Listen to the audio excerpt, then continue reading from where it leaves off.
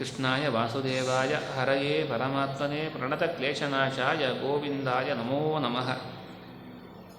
ಆಪಾದಮೌಲಿಪರ್ಯಂತಂ ಗುರುಣಾಮಾಕೃತಿಂ ಸ್ಮರೇತ್ ತೇನ ವಿಘ್ನಾಃ ಪ್ರಣಶ್ಯಂತಿ ಸಿದ್ಧ್ಯಂತಿ ಚ ಮನೋರಥಾಃ. ಶ್ರೀಗುರುಭ್ಯೋ ನಮಃ. ಯಸ್ಮಿನ್ ಸರ್ವಾಣಿ ಕರ್ಮಾಣಿ ಸನ್ಯಸ್ತ್ಯಾಧ್ಯಾತ್ಮಚೇತಸಾ ನಿರಾಶೀರ್ನಿರ್ಮಮೋ ಯಾತಿ ಪರಂ ಜೇತಿ ಸೋಚ್ಯುತಃ.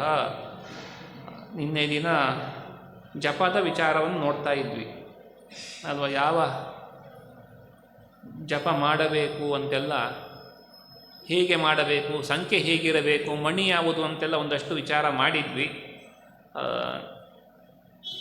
ಸಂಗ್ರಹಕಾರರು ತುಂಬ ಒಂದು ಸಂಗ್ರಹ ಮಾಡಿ ಕೊಟ್ಟಿದ್ದಾರೆ. ನಾವೆಲ್ಲ ಸ್ವಾಮಿಗಳ ಹತ್ರ ಹೋಗಿ ಮಂತ್ರ ಉಪದೇಶ ಕೇಳುವಂಥದ್ದು ಆಸಕ್ತರು. ನಮಗೆ ಇಂಥ ಮಂತ್ರ ಉಪದೇಶ ಕೊಡಿ ಅಂತ ಕೇಳುವವರಿರ್ತಾರೆ. ಆದರೆ ಮಂತ್ರ ಉಪದೇಶವನ್ನು ಕೊಡುವ ಮೊದಲು ಶಾಸ್ತ್ರದ ಮಾತೇನಿದೆ ಅಂದರೆ, ಈಗ ನಮಗೆ ಗುರುಮಂತ್ರ ಉಪದೇಶ ಕೊಡಿ ಅಂದರೆ ಕೃಷ್ಣ ಮಂತ್ರ ಉಪದೇಶವನ್ನು ಮಹಿಳೆಯರು ಕೇಳ್ತಾರೆ. ಪುರುಷರು ಬಂದಾಗ ನಮ್ಮ ಇಷ್ಟ ದೇವರು ನರಸಿಂಹ ಇರಬಹುದು, ಹಾಗಾಗಿ ನರಸಿಂಹ ಮಂತ್ರ, ಕೃಷ್ಣ ಮಂತ್ರ, ನಾರಾಯಣ ಯಾವುದಾದ್ರೂ ಮಂತ್ರವನ್ನು ಉಪದೇಶ ಕೊಡಿ ಅಂತ ಕೇಳುತ್ತಾರೆ. ನಮ್ಮ ಗುರುಗಳು ಯಾವಾಗಲೂ ಹೇಳ್ತಾ ಇದ್ರು, ಯಾರಾದರೂ ಉಪದೇಶ ಕೊಡಲಿಕ್ಕೆ ಕೇಳಲಿಕ್ಕೆ ಬಂದಾಗ, ಉಪನಯನಕ್ಕೆ ಕರೆಸಿದಾಗ ಒಟ್ಟುವಿಗೆ ಒಂದು ಕೃಷ್ಣ ಮಂತ್ರ ಉಪದೇಶ ಕೊಡಿಸುವಂತಹ ಪರಿಪಾಠ ನಮ್ಮ ಈ ಪ್ರಾಂತ್ಯದಲ್ಲಿದೆ. ಆದರೆ ನಾವು ಯಜಮಾನನ ಮುಖ ನೋಡಿಯೋ ಅಥವಾ ಇನ್ಯಾವುದೇ ಕಾರಣದಿಂದ ಉಪದೇಶವನ್ನು ಕೊಟ್ಟರೆ ಅದರ ಪರಿಣಾಮ ಏನು ಅಂತ, ಒಂದೊಮ್ಮೆ ಆ ಒಟ್ಟು ಜಪವನ್ನು ಮುಂದುವರಿಸಿಕೊಂಡು ಹೋದರೆ ಸಂತೋಷ, ಇಲ್ಲ ಅಂತಾದರೆ ಆ ಒಟುವಿಗೆ ಒಂದು ಏಟು ಬೀಳ್ತದಂತೆ. ಜಪ ಮಾಡದ ಶಿಕ್ಷೆ ಒಂದು ಏಟು ಬಿದ್ದರೆ ಉಪದೇಶ ಕೊಟ್ಟವರಿಗೆ 8 ಏಟು ಬೀಳ್ತದೆ. ಹಾಗಾಗಿ ನಮ್ಮಲ್ಲಿ ಯಾರು ಕೇಳಿ ಬಂದಾಗ ನಾವು ಹೇಳೋದು ಒಂದೇ, ನಮಗೆ ಏಟು ತಿನ್ನಲಿಕ್ಕೆ ಆಸೆ ಇಲ್ಲ, ನೀವು ಖಂಡಿತವಾಗಿಯೂ ಮಾಡ್ತೇವೆ ಅನ್ನೋ ಭರವಸೆ ಮೂಡಿದಾಗ ಮಾತ್ರ ಉಪದೇಶವನ್ನು ಕೊಡುವಂಥದ್ದು ಅಂತ. ಅದನ್ನೇ ಶಾಸ್ತ್ರಕಾರರು ಇನ್ನು ವಿಶೇಷವಾಗಿ ಹೇಳುತ್ತಾರೆ. ಶಿಷ್ಯಂ ಸಮ್ಯಕ್ ಪರೀಕ್ಷೇವ ಸಂಶೋಧ್ಯ ಚ ವೃತಾದಿಭಿಃ ದದ್ಯಾ ತಸ್ಮೇ ಮಂತ್ರರತ್ನಂ ದ್ವಾದಶ ಅಷ್ಟಾಕ್ಷರ ಆಹ್ವಯಂ ಗಾಯತ್ಯಾ ತ್ರಿಗುಣಂ ಮಂತ್ರಂ ಜಪೇತ್ ಪ್ರತಿದಿನಂ ಬುಧಃ ಗುರುಮಂತ್ರ ಪರಿತ್ಯಾಗಿ ರೌರವಂ ನರಕಂ ವ್ರಜೇತ್. ಅಂದರೆ ಶುದ್ಧವಾಗಿರುವಂಥವರು, ಇವರಲ್ಲಿ ದೀಕ್ಷೆ ಇದೆಯಾ ಎಂಬುದನ್ನು ಪರೀಕ್ಷೆ ಮಾಡಿಯೇ ಮಂತ್ರ ಉಪದೇಶವನ್ನು ಕೊಡಬೇಕು. ಇಲ್ಲ ಇವು ನಮ್ಮ ಮಠಕ್ಕೆ ತುಂಬ ಬೇಕಾದವರು ಅಥವಾ ನಮ್ಮ ಇಂಥ ಕೆಲಸದಲ್ಲಿ ನಮಗೆ ತುಂಬ ಅನುಕೂಲವಾಗಿದ್ದಾರೆ, ಹಾಗಾಗಿ ಅವರು ಕೇಳಿದಾಗ ಆಗುವುದಿಲ್ಲ ಅಂತ ಕೊಟ್ಟರೆ ತತ್ಪರಿಣಾಮ 7 ತಿಂಗಳಿಗೆ ರೆಡಿ ಇರಬೇಕು ಅಲ್ವಾ. ಪೆಟ್ಟು ತಿನ್ನುವಂಥದ್ದು ಆಸೆ ಇದ್ದರೆ. ಹಾಗಾಗಿ ಮತ್ತು ಶಿಷ್ಯಂ ಸಮ್ಯಕ್ ಪರೀಕ್ಷೆಯವ, ಚೆನ್ನಾಗಿ ನೋಡಬೇಕು, ಪರೀಕ್ಷೆ ಮಾಡಬೇಕು. ಇಲ್ಲ ಇವರಿಗೆ ಇದರಲ್ಲಿ ದೀಕ್ಷೆ ಇದೆ, ಮುಂದೂ ಕೂಡ ಇಲ್ಲ ಉದ್ಯೋಗಕ್ಕೆ ಅಥವಾ ಇನ್ನೇನು ಓದಲಿಕ್ಕೆ ಹೊರಗಡೆ ಹೋದಾಗ PGಯಲ್ಲಿ ಇರ್ತಾರೆ, ಮತ್ತೊಂದು ಜಪ ಮಾಡುವುದಿಲ್ಲ, ಅವಶ್ಯಕತೆ ಇಲ್ಲ. ಇಲ್ಲ ಮದುವೆ ಆಯಿತು, ಸಂಸಾರ ಜವಾಬ್ದಾರಿ ಇದೆ, ಮನೆಯಲ್ಲಿ ನಿತ್ಯ ಸಾಲಿಗಳನ್ನು ಪೂಜೆ ಮಾಡ್ತಾರೆ, ಇಲ್ಲ ಕೊನೆಯ ಪಕ್ಷ ಸಂಧ್ಯಾವಂದನ 10 ಗಾಯತ್ರಿ ಮಾಡಿಯೇ ಮಾಡ್ತಾರೆ, ಆ ಸಂದರ್ಭದಲ್ಲಿ ಮಾಡುವವರಿಗೆ ಕೊಟ್ಟರೂ ತೊಂದರೆ ಇಲ್ಲ. ಇಲ್ಲ ಅಂತಾದರೆ ಬೇಡವೇ ಬೇಡ ಅಂತ ಹೇಳುತ್ತಾ, ಇನ್ನು ಅಷ್ಟಾಕ್ಷರ ಮಂತ್ರ ಅದು ವಿಶೇಷವಾಗಿ ಜಪ ಮಾಡಬೇಕಾದದ್ದು. ಜಪಕ್ಕೆ ಆಸನ ನಿನ್ನೆ ನೋಡಿದ್ದೇವೆ. ಹಯಗ್ರೀವ ದೇವರು ಸಂವಾದ ರೂಪದಲ್ಲಿ ಹೇಳುವಂಥದ್ದು. ಭಕ್ತರನ್ನು ಬ್ರಹ್ಮದೇವರು ಹಯಗ್ರೀವ ದೇವರ ಒಂದು ಸಂವಾದ. ಆ ಸಂವಾದದಲ್ಲಿ ವಿಷ್ಣು ಭಕ್ತಿ ಎಂದರೆ ಹೇಗೆ, ಎಂತಹ ಭಕ್ತರ ಉದ್ಧಾರ ನಾನು ಮಾಡ್ತೇನೆ, ಜೊತೆಗೆ ಗುರುಗಳ ಲಕ್ಷಣ ಯಾವುದು ಅಂತೆಲ್ಲ ಹಯಗ್ರೀವ ದೇವರು ಹೇಳಿರುವ ವಿಚಾರ ಒಂದಷ್ಟಿದೆ. ಸರ್ವಾಷ್ಟಮೈ ಸರ್ವವರ್ಣೈ ಸರ್ವಾಭಿರ್ಜಾತಿಭಿಸ್ತತ ಅನುಲೋಮೈ ವಿಲೋಮೈಶ್ಚ ತಥಾ ಕುಂಡೈಶ್ಚ ಗೋಲಕೈ ಕರ್ತವ್ಯ ವಿಷ್ಣು ಭಕ್ತಿಶ್ಚ ಗ್ರಾಹ್ಯ ದೀಕ್ಷಾ ಹರೇರಥ. ಈ ಮುದ್ರಾಧಾರಣೆ ಮಾಡಿಸಿಕೊಳ್ಳುವಂಥದ್ದು ಇದೆಯಲ್ಲ, 2 ರೀತಿಯಾಗಿ ದೀಕ್ಷೆ ಅಂತ. ಅದು ಅಂತರಂಗ ದೀಕ್ಷೆ, ಇನ್ನು ಬಹಿರ್ದೀಕ್ಷೆ. ನಾನು ವಿಷ್ಣು ದಾಸ ಅಂತ ತೋರಿಸಿಕೊಳ್ಳಿ, ಒಳಗಿನಿಂದ ನಾವು ದಾಸರು ಅಂತ ಸಹಜವಾಗಿ ಎರಗುವಂಥದ್ದು, ಈ ಭಾವನೆಯನ್ನು ಬೆಳೆಸಿಕೊಳ್ಳುವಂಥದ್ದು ಆಂತರಿಕವಾದರೆ, ಬಾಹ್ಯವಾಗಿ ನಾವು ವಿಷ್ಣುವಿನ ಚಿಹ್ನೆಯನ್ನು ಧಾರಣೆ ಮಾಡುವಂಥದ್ದು, ವಿಷ್ಣು ಭಕ್ತರು ಎಂಬುದಾಗಿ. ಹಾಗಾಗಿ ತಪ್ತ ಮುದ್ರಾ ಧಾರಣೆಯನ್ನು ವರ್ಷದಲ್ಲಿ ಒಮ್ಮೆಯಾದರೂ ಮಾಡಿಸಿಕೊಳ್ಳಬೇಕು ಅಂತ ನಿಯಮ. ಅದು ಯಾರಾದರೂ, ಅಂದರೆ ಬ್ರಾಹ್ಮಣರು ಮಾತ್ರ ಮಾಡಿಸ್ಕೊಳ್ಬೇಕು ಅವರಿಗೆ ಇಲ್ಲ, ಎಲ್ಲರೂ, ಗಂಡಸರು, ಮಹಿಳೆಯರು, ಇದು ಶೂದ್ರಾದಿಗಳೂ ಕೂಡ, ನಾವು ಯಾರೆಲ್ಲ ವಿಷ್ಣು ಭಕ್ತರು ಅಂತ ಹೇಳಿಕೊಳ್ಳಿಕ್ಕೆ ಅರ್ಹತೆ ನಮ್ಗೆ ಬೇಕು ಒಂದು ಇದ್ದಾರೋ ಅವರೆಲ್ಲರೂ ಕೂಡ ತಪ್ತಮುದ್ಧ ಧಾರಣೆಯನ್ನು ಸ್ವೀಕಾರ ಮಾಡಬೇಕು. ಮತ್ತು ದೇವರಲ್ಲಿ ಭಕ್ತಿಯನ್ನು ಬೆಳೆಸಿಕೊಳ್ಳುವ ಬಗೆ ಹೇಗೆ ಅಂತ ಹೇಳ್ತಾ ಇದ್ದಾರೆ. ಸಂಸಾರೇ ದುಃಖ ಬಹುಲೇ ವಿಯೋಗ ಪ್ರಿಯವಸ್ತುನಃ. ಸಂಸಾರದಲ್ಲಿ ದುಃಖ ಜಾಸ್ತಿ. ನಮ್ಮ ಇಷ್ಟವಾದ ಯಾವುದೇ ಪದಾರ್ಥ ದೂರವಾದಾಗ ಆ ವಿಯೋಗದಿಂದ ದುಃಖ ಜಾಸ್ತಿ ಆಗ್ತದೆ. ಸಂಯೋಗಶ್ಚ ಅಪ್ರಿಯಾಶ್ಚೈವ ಜ್ಞಾಯತೆ ಸತತಂ ನೃಣಾಂ. ಇದು ನಮಗೆ ಜ್ಞಾನಕ್ಕೆ ಬರ್ತಾ ಇರ್ತದೆ. ಯಾರು ನಮಗೆ ಇಷ್ಟ ಇಲ್ಲ, ಅಂದರೆ ಯಾವ ಪ್ರದೇಶದಲ್ಲಿ ದುರ್ವಾಸನೆ ಇರ್ತದೆ ಅಂಥ ಪ್ರದೇಶದಲ್ಲಿ ಹೋಗುವ ಪ್ರಸಂಗ ಬರ್ತದೆ. ಸಂಸಾರದಲ್ಲೂ ಹಾಗೆ, ನಮಗೆ ಯಾರು ಇಷ್ಟರಿಲ್ಲ ಅವರ ಜೊತೆಗೆ ಜಾಸ್ತಿ ಸಮಯ ಕಳೆಯುವಂಥ ಪ್ರಸಂಗಗಳು ಬರ್ತದೆ.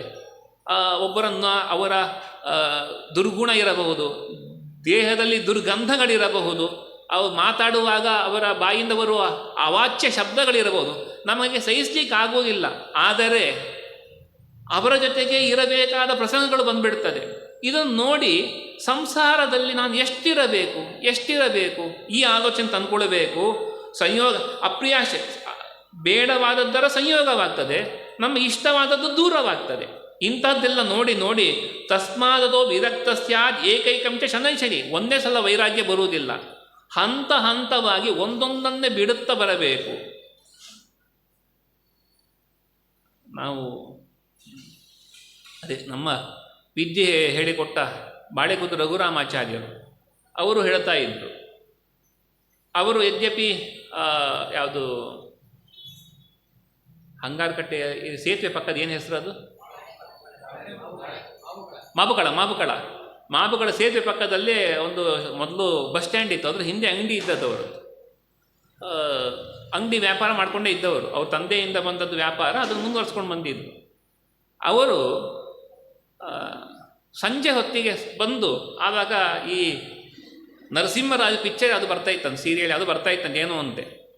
ಅದನ್ನು ನೋಡಿದ್ರಂತೆ. ಹಾಸ್ಯ ಅಲ್ವ, ಅದರಲ್ಲೇನು ಅವನದು ಕೀಳು ಮಟ್ಟದ ಹಾಸ್ಯ ಏನು ಇರುವುದಿಲ್ಲ. ನರಸಿಂಹರಾಜ ಚೆನ್ನಾಗೇ ಇತ್ತು ಹಾಸ್ಯಗಳು. ಅವನನ್ನು ನೋಡಿ ಆ ಸಿನಿಮಾನೋ ಯಾವುದೋ ನೋಡಿದ್ದಾರೆ. ಅದು ಧಾರಾವಾಹಿ ಬರ್ತಾ ಇತ್ತು, ಅವರ ಮಗಳೇ ಸುಧಾ ನರಸಿಂಹರಾಜೇ ಮಾಡ್ತಾ ಇದ್ದಿರೋ ಒಂದು ಸೀರಿಯಲ್ ಬಂದಿತ್ತು, ನರಸಿಂಹರಾಜರ ಬಗ್ಗೆ ಬಂದಿತ್ತು ಯಾವುದೋ ಒಟ್ಟು. ಅದನ್ನು ನೋಡಿ ಜಪಕ್ಕೋ ಕೂತಾಗ ಆ ನರಸಿಂಹರಾಜ್ ಹಲ್ಲು ಕಾಣಿಸೋದಂತೆ. ನೋಡಿದ್ದಕ್ಕೆ ಹಾಗಾಗಿದ್ದಲ್ವ. ನಮಗೆ ಯಾವ ವಿಚಾರ ಈಗ ಜಪಕ್ಕೆ ಕೂತಾಗ ತಲೆಗೆ ಯಾವ ವಿಚಾರ ಬರ್ತದೆ, ನಾವೇನು ನೋಡಿದ್ದೇವೆ ಕೇಳಿದ್ದೇವೆ ಅದೇ ಬರುವಂಥದ್ದು. ಹಾಗಾಗಿ ನಾನು ಟಿ ವಿ ನೋಡಲಿಲ್ಲ ಅಂದರೆ, ನಾನೀಗ ಪತ್ರಿಕೆ ನೋಡಿದೆ, ಟಿ ವಿ 9 ಗಂಟೆಗೆ ರಂಗಣ್ಣ ಬೈಲಿ ಶುರು ಮಾಡಿದ್ದೆಲ್ಲ ನೋಡಿದ್ವಿ.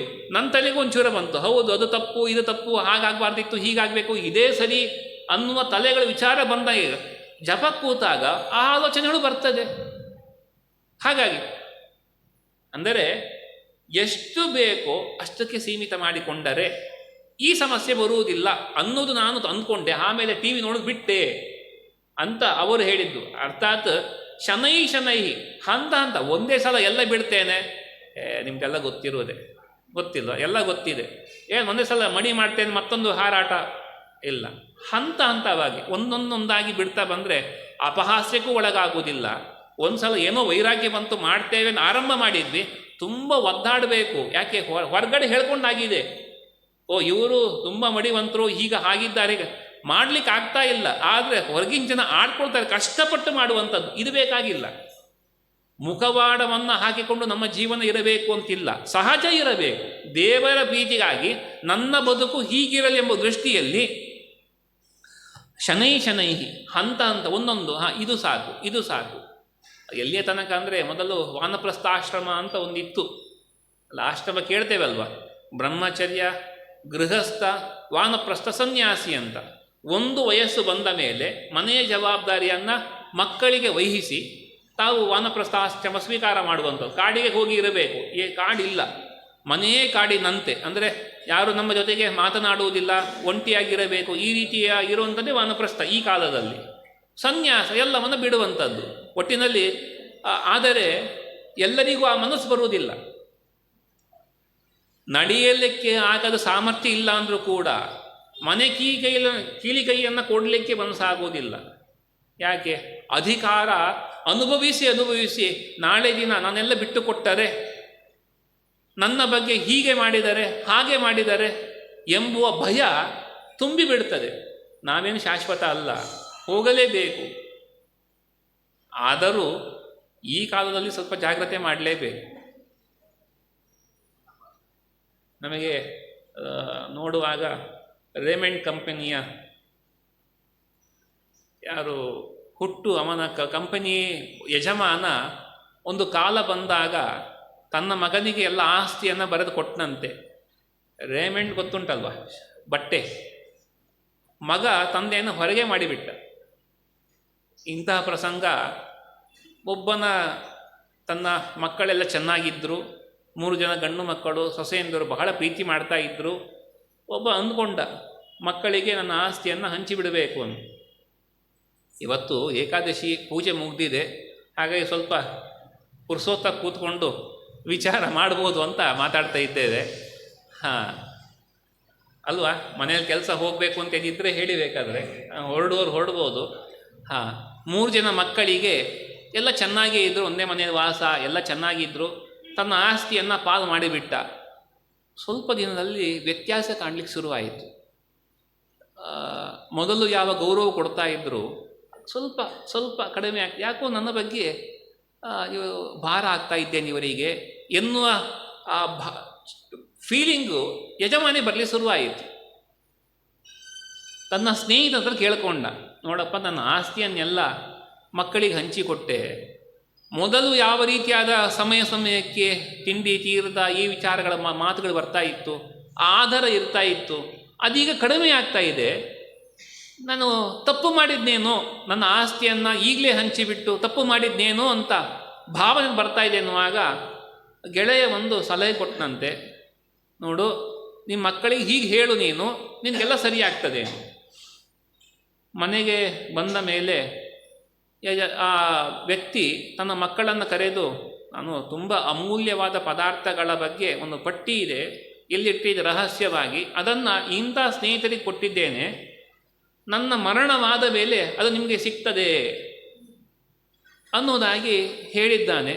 ಮರುದಿನ ಮತ್ತೆ ಚೇಂಜ್ ಆಗಿದೆ. ನಮಗೆ ಸಿಗಬೇಕು. ಆದರೆ ಏನೋ ಗೊತ್ತಿಲ್ಲ ಅಲ್ಲ, ನಾವು ಸೇವಿಂಗ್ ಮಾಡುವಾಗ ಎಲ್ಲೆಲ್ಲಿ ಯಜಮಾನಿಗೆ ಮಾತ್ರ ಗೊತ್ತಿರ್ತದೆ, ಎಲ್ಲೆಲ್ಲಿ ಶೇರ್ನಲ್ಲಿ ಹಾಕಿರ್ತಾರೋ, ಎಲ್ಲೆಲ್ಲಿ ತುಂಬಿಸಿಟ್ಟಿರ್ತಾರೋ, ಎಲ್ಲಿ ಫ್ಲ್ಯಾಟ್ ಮಾಡಿರ್ತಾರೋ ಗೊತ್ತೇ ಇರೋದಿಲ್ಲ. ಅದು ಕೆಲವೊಮ್ಮೆ ಮನೆ ಹೆಂಡತಿಯೂ ಅಂದರೆ ಮಡದಿಯೂ ಗೊತ್ತಿರದೆ ಒಂದಷ್ಟು ಮಾಡಿರುವಂಥದ್ದು. ಹಾಗಾಗಿ ತಂದೆ ಎಲ್ಲಿ ಮಾಡಿದ್ದಾರೋ ಏನಂತ ಅವರು ಭಾವಿಸಿದ್ದಾರೆ.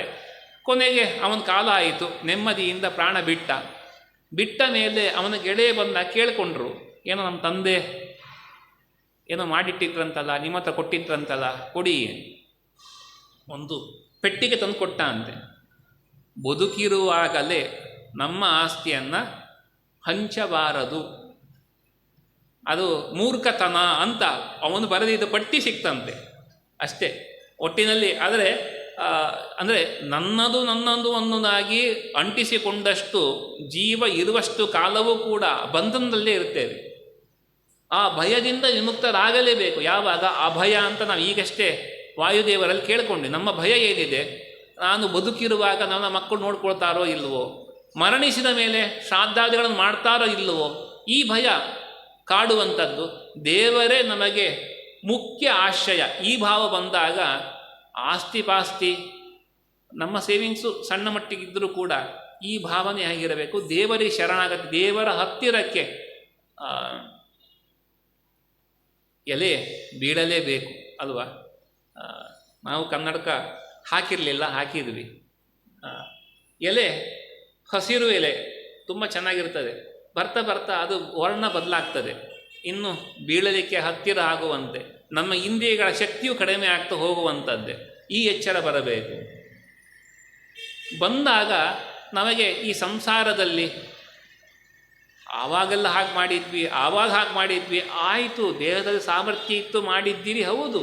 ಈಗ ಇಲ್ಲ, ನನ್ನ ಸಾಮರ್ಥ್ಯ ಅಂದರೆ ಇಂದ್ರಿಯಗಳ ದೇವತೆಗಳ ವ್ಯಾಪಾರ ಕಡಿಮೆ ಆಗ್ತಾ ಇದೆ. ಹಾಗಾಗಿ ನಾನು ಎಚ್ಚೆತ್ತುಕೊಳ್ಳಬೇಕು, ಎಷ್ಟಾಗುತ್ತೋ ಅಷ್ಟು ಜಾಸ್ತಿ ದೇವರ ಸ್ಮರಣೆಯನ್ನು ಮಾಡಬೇಕು ಎಂಬುದಾಗಿ ವಿಶೇಷವಾಗಿ ತಂದುಕೊಳ್ಳಬೇಕು ಅನ್ನೋದನ್ನು ಶನೈ ವಿರಕ್ತಃ ವಿಸೃಜೇ ವಿಷಯಂ ಧೀಮಾನ್ ನಿತ್ಯಂ ಉದ್ವಿಗ್ನ ಮಾನಸ. ಸತ್ಯವಾದಿ, ಸತ್ಯವನ್ನು ಹೇಳುವವನು, ಜಿತಕ್ರೋಧ ಗೆದ್ದವನು, ದಯಾವಾನ್ ದಯವುಳ್ಳವನು, ವಿಜಿತೇಂದ್ರಿಯ ಇಂದ್ರ ನಿಗ್ರಹವುಳ್ಳವನು, ಮತ್ತು ಪರದಾರ ಪರದ್ರವ್ಯ ಪರದ್ರೋಹ ಪರಾಮುಖ, ಮತ್ತೊಬ್ಬರ ಪದಾರ್ಥದ ಬಗ್ಗೆ ಆಸೆಯನ್ನೇ ಪಡೆದವನು. ಈ ರೀತಿಯಾಗಿ ತೀರ್ಥ ಸೇವಾರತಃ, ತೀರ್ಥಯಾತ್ರೆ ಮಾಡುವುದರಲ್ಲಿ ಸಂತುಷ್ಟನಾಗಿರುವವನು. ಹೀಗೆಲ್ಲ ಇರುವವರಿಗೆ ನ್ಯಾಯ ದ್ರವ್ಯಾರ್ಜಕ ಯಶ್ಚ ಪಾತ್ರೆ ದಾನಂ ಕರೋತಿ ಯಃ, ಯಾರು ನ್ಯಾಯ ಮಾರ್ಗದಲ್ಲಿಯೇ ಸಂಪಾದನೆಯನ್ನು ಮಾಡುವವರು, ಹಾಗೆ ಯೋಗ್ಯರಿಗೆ ದಾನವನ್ನು ಕೊಡುವವರು, ಇವರೆಲ್ಲ ಏನಾಗ್ತಾರೆ? ಪ್ರಿಯವಕ್ತ ಸದಾಚಾರ ವಿಷ್ಣು ಭಕ್ತಿ ಸಮನ್ವಿತ ವಿಷ್ಣು ದೀಕ್ಷಾಧಿಕಾರಿ ಸ್ಯಾತ್. ಇವರು ವಿಷ್ಣು ದೀಕ್ಷೆಯನ್ನು, ಯಾವ ಮುದ್ರಾಧಾರಣೆ ಇರಬಹುದು, ಯಾವುದೇ ಆಗಲಿ, ನಮ್ಮ ಮೊದಲಿಗೆ ಈ ರೀತಿಯಾಗಿ ಮತ್ತೊಬ್ಬರ ಪದಾರ್ಥಗಳಿಗೆ ಆಸೆಯನ್ನು ಪಡೆದೆ ನಮ್ಮ ಜೀವನ. ತೀರ್ಥಯಾತ್ರೆ ಮೊದಲಾದರಲ್ಲಿ ಆಸಕ್ತಿ, ಇದೆಲ್ಲ ನಮಗೆ ಇದ್ದಾಗ ಮಾತ್ರ ಈ ದೀಕ್ಷೆಗೂ ಒಂದು ಅರ್ಥ ಇದೆ. ಇಲ್ಲ ಬಿದ್ದರೆ ಏನೋ ಟ್ಯಾಟೋ ಅಲ್ವಾ, ಶಂಖಚಕ್ರ ಟ್ಯಾಟೋ ಚೆನ್ನಾಗಿರ್ತದೆ, ಒಂದಷ್ಟು ದಿನ ಇದು ಫೋಟೋ ತೆಗೆದು ನಾವು ಇದು ಹಾಕೊಳ್ಳಿಕ್ಕೆ ಅದಕ್ಕಾಗಿ ಹಾಕೊಳ್ಳುವಂಥದ್ದಲ್ಲ. ಸುದರ್ಶನ ಮಹಾಜ್ವಾಲ ಬಿಸಿ ಹಾಕೊಳ್ಳುವಾಗ ಮನಸ್ಸಿಗೆ ಬರುವುದಿಲ್ಲ, ಎಷ್ಟು ಸುಡ್ತದೋ ಏನು ಅಂತ. ನಾವಾಗಿ ಕೈ ಮುಟ್ಟಿದಾಗ ನಮಗೆ ಆಗದ್ದು, ಆದರೆ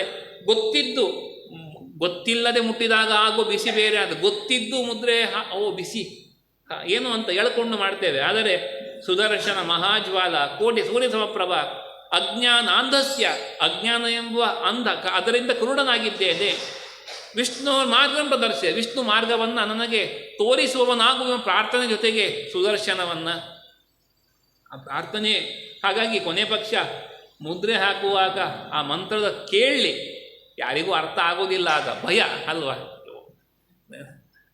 ಫ್ರೆಶ್ ತೆಗೆದ್ಬಿಟ್ರು ಜಾಸ್ತಿ ಸುಡ್ತದೆ, ಒಂದು 2 ಜನ ಆದ ಮೇಲೆ ಹಾಕಿಸ್ಕೊಂಡ್ರೆ ಜಾಸ್ತಿ ಸುಡುವುದಿಲ್ಲ, ಈ ರೀತಿಯಾಗಿ ನಮ್ಮ ಫೀಲಿಂಗ್ ಇರ್ತದೆ.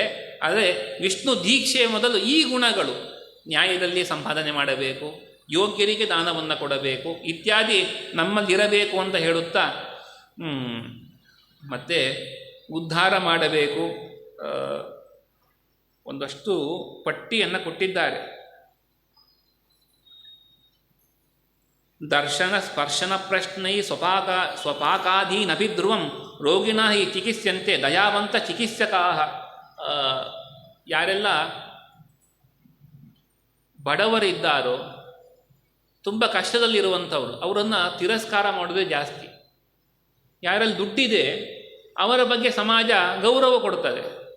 ಆದರೆ ರೋಗಿಣ ಈ ಚಿಕಿತ್ಸಂತೆ, ಯಾರು ಚಿಕಿತ್ಸಕ, ರೋಗಿ ಹೇಗೆ ರೋಗಿಯನ್ನು ನೋಡಿ ಚಿಕಿತ್ಸೆ ಕೊಡ್ತಾನೋ ಅದರಂತೆ ಜಿಗುಪ್ಸೆ ಮಾಡದೆ ಯಾರ ದೀನದಲಿತರ ಬಗ್ಗೆ ಅವರಲ್ಲೂ ಕೂಡ ವಿಶೇಷವಾಗಿ ನಡೆದುಕೊಳ್ಳಬೇಕು. ಪುನಃಶೌಚಂ ಪ್ರಕುರ್ವಂತಿ ದಯೆಯಾ ಕ್ಲಿನ್ನಮಾನಸ ರೋಗಂ ತೇಷಾಂ ನುದಂತಿ ಚ. ಪುನಃಶೌಚಂ ಪ್ರಕುರ್ವಂತಿ ಪುನಃಸ್ಥಾನಂ ಪ್ರಕುರ್ವತೆ ನೈವೋದ್ಭುಜಂತಿ ತೇಭ್ಯಸ್ತೆ ರೋಗ್ಯಭ್ಯ ಸುಚಿಕಿತ್ಸಕಾಃ ತಯಾ ದಯಾಲವ ಶಾಂತ ವಿಷ್ಣುಭಕ್ತಿ ಪರಾಯಣಾಃ ಪತಿತಾದೀನ್ ಸ್ವಪಾಕಾಂತಾನ್ ಅನುಗೃಹ್ಣಂತೆ ದೀಕ್ಷೆಯ ಅನುಗೃಹ್ಣಂತೆ ದೃಷ್ಟೈವ ತತ್ತಜ್ಜಾತ್ಯಧಿಕಾನಪಿ ಆಜ್ಞಾಪ್ಯ ತತ್ತಜ್ಜಾತೀಯಂ ದೀಕ್ಷ್ಯಂತ್ಯಥವಾ ಹಿತಂ ತಸ್ಮಾ ಸರ್ವಪ್ರಯತ್ನೇನ ಪ್ರತಿಪನ್ನಂತು ವೈಷ್ಣವಂ ಯಥಾ ತಥಾ ಅನುಗೃಹ್ಣೀತ ಸನನತ್ಯಾಜೋ ಹಿ ವೈಷ್ಣವೈ. ಯಾರು ವಿಷ್ಣು ಭಕ್ತರಂತಿದ್ದಾರೋ ಅವರನ್ನು ನಾವು ಪಾಲನೆ ಮಾಡಲೇಬೇಕು. ವಿಷ್ಣು ಭಕ್ತಿಗೆ, ವಿಷ್ಣು ಪ್ರೀತಿಗೆ ಪ್ರಧಾನವಾಗಿ ಬೇಕಾದದ್ದು ಭಕ್ತಿ. ಯಾರಲ್ಲಿ ಆ ಭಕ್ತಿ ಇದೆ, ಶ್ರದ್ಧೆ ಇದೆ, ಅಂಥವರನ್ನು ನಾವು ದೂರ ಮಾಡಬಾರದು ಎಂಬುದನ್ನು ವಿಶೇಷವಾಗಿ ಹಯಗ್ರೀವ ದೇವರೇ ತಿಳಿಸಿಕೊಟ್ಟಿರುವಂಥದ್ದು. ಹೀಗೆ ನಾವು ಕೂಡ ದೀಕ್ಷಿತರಾಗಿದ್ದೇವೆ. ವಿಷ್ಣುವಿನ ಆಯುಧಗಳನ್ನು ಧಾರಣೆ ಮಾಡಿಕೊಂಡಿದ್ದೇವೆ. ಭಕ್ತಿ ನಮ್ಮಲ್ಲಿ ಜಾಗೃತವಾಗಬೇಕು. ಆವಾಗ ನಾವು ಮಾಡುವ ಎಲ್ಲವೂ ಕೂಡ ಫಲಪ್ರದವಾಗ್ತದೆ ಎಂಬುದನ್ನು ತಿಳಿಸುತ್ತಾ, ಮತ್ತು ನಿರ್ಮಾಲ್ಯ ವಿಸರ್ಜನೆ ಬಗ್ಗೆ ನಿನ್ನೆ ನೋಡಿದ್ವಿ. ನಿರ್ಮಾಲ್ಯ ವಿಸರ್ಜನೆ ದೇವರ ಮೇಲೆ ಅರುಣೋದಯ ಕಾಲದಲ್ಲಿ, ಅರ್ಥಾತ್ ಇನ್ನು ಸೂರ್ಯ ಉದಿಸುವುದರ ಪೂರ್ವದಲ್ಲಿ ಏನು ಆಗಸ ಕೆಂಪಾಗ್ತದೆ, ಆ ಸಂದರ್ಭದಲ್ಲಿಯೇ ನಿರ್ಮಾಲ್ಯ ವಿಸರ್ಜನೆ ಮಾಡಿರಬೇಕು ಅಂತ. ನಿರ್ಮಾಲ್ಯಸ್ಯ ವಿಲಂಬೇತೋ ಪ್ರಾಯಶ್ಚಿತ್ತ ಮಧೋಚ್ಯತೆ ಅತಿಕ್ರಾಂತೆ ಮುಹೂರ್ತಾದ್ದೆ ಸಹಸ್ರ ಜಪಮಾಚರೇತ್. ನಾವು ಯಾವಾಗಲೂ ಕೂಡ ಅರುಣೋದಯ ಕಾಲದಲ್ಲಿಯೇ ನಿರ್ಮಾಲ್ಯ ವಿಸರ್ಜನೆ ಮಾಡ್ತಾ ಇದ್ವಿ. ಆದರೆ ಅವತ್ತು ಮಧ್ಯರಾತ್ರಿಯಲ್ಲಿ ಎಚ್ಚರಿಕೆ ಆಯಿತು. ಕೈಕಾಲು ತೊಳೆದುಕೊಂಡು ಬಂದು ಮಲಗಿದ್ದೇವೆ. ದಿನ 5 ಗಂಟೆಗೆ ಏಳ್ತಾ ಇದ್ದವರು ಈಗ ಏಳುವಾಗ 6 ಕಾಲ ಆಗಿಬಿಟ್ಟಿದೆ. ಒಂದೊಮ್ಮೆ ಆಗಿಬಿಡ್ತದೆ. ಅಲ್ರಾಮ್ ಇದ್ದರೂ ಕೂಡ ಹೊಡ್ಕೊಂಡ್ರೂ ಕೂಡ ಆಫ್ ಮಾಡಿ ಮತ್ತೆ 2 ನಿಮಿಷ ಮಲಗಿದವರಿಗೆ 1 ಗಂಟೆ ಆಗಿದ್ದೇ ಗೊತ್ತಾಗೋದಿಲ್ಲ, ನಡೀತದೆ. ಹಾಗಾಗಿ ಅಂಥವರಿಗೆ ನಿರ್ಮಾಲ್ಯಸ್ಯ ವಿಲಂಬೆ, ನಿರ್ಮಾಲ್ಯ ದೇವರ ಮೇಲೆ ನಿರ್ಮಾಲ್ಯವನ್ನು ತೆಗೆಯುವ ಒಂದು ಪ್ರಸಂಗ, ಆ ಸಂದರ್ಭದಲ್ಲಿ ತಡ ಆಗಿದೆ. ಮುಹೂರ್ತಾರ್ಧೆ ಅತಿಕ್ರಾಂತೆ ಸಹಸ್ರ ಜಪಮಾಚರೆ. 1000 ಸಂಖ್ಯೆ ಕೇಳಿದರೆ ಬೇಜಾರಾಗ್ತದೆ. ಅಂದರೆ ಅಷ್ಟು ಪುಣ್ಯದ ಕೆಲಸ, ಅಷ್ಟು ಪಾಪ ಬರ್ತದೆ. ದೇವರ ಮೇಲೆ ಸೂರ್ಯೋದಯ ಕಾಲದಲ್ಲೂ ಕೂಡ ನಿರ್ಮಾಲ್ಯವಿದ್ದರೆ, ಯಾವ ಸಾಲಿಗ್ರಾಮದ ಮೇಲೆ ತುಳಸಿ ಇರಬಹುದು, ಹೂವಿದ್ದಾಗ ಅದು ದೋಷವಾಗ್ತದೆ. ಹಾಗಾಗಿ ಅದಕ್ಕೆ ಮಾಡಬೇಕು. ಪೂರ್ಣೇ ಮುಹೂರ್ತೆ ಸಂಜಾತೆ ಸಹಸ್ರಂ ಸಾರ್ಧ ಮುಚ್ಚತೆ. 1,500 ಜಪ ಮಾಡಬೇಕು. ಘಟಿಕಾಯ ಅತಿಕ್ರಾಂತ ನಿರ್ಮಾಲ್ಯಂ ಶಲ್ಯತಾಮ್ರಜೆ. 1 ಘಟಿ ಅಂದರೆ 12 ನಿಮಿಷ 24 ನಿಮಿಷಗಳ ಕಾಲದ ಈ ಅತಿಕ್ರಾಂತವಾದರೆ ನಿರ್ಮಾಲ್ಯ ಅನ್ನುವಂಥ ಶಲ್ಯಾಯುಧ ಆಯುಧ ಥರ ಆಗ್ತದೆ. ದೇವರಿಗೆ ಹೊಡೆದಂತಹ ಪಾಪ ಬರ್ತದೆ.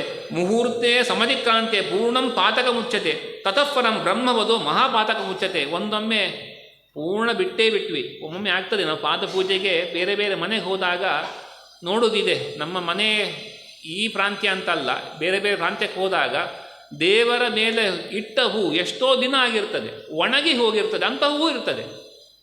ನೋಡುವಾಗ ಅದು ಹೇಳ್ತಾರೆ ತತಃಪರಂ ಬ್ರಹ್ಮವಧಃ ಮಹಾಪಾತಕ. ಬ್ರಹ್ಮಹತ್ಯ ದೋಷ ನಿನ್ನೆ ಕೇಳಿದ್ವಿ. ದೊಡ್ಡವರ ನಿಂದೆ ಮಾಡಿದರೆ ದೋಷ ಅಂತ ನಿನ್ನೆ ಕೇಳಿದ್ವಿ ಅಲ್ವಾ ಕೇಳಿದ್ವಲ್ಲ ನಿನ್ನೆ.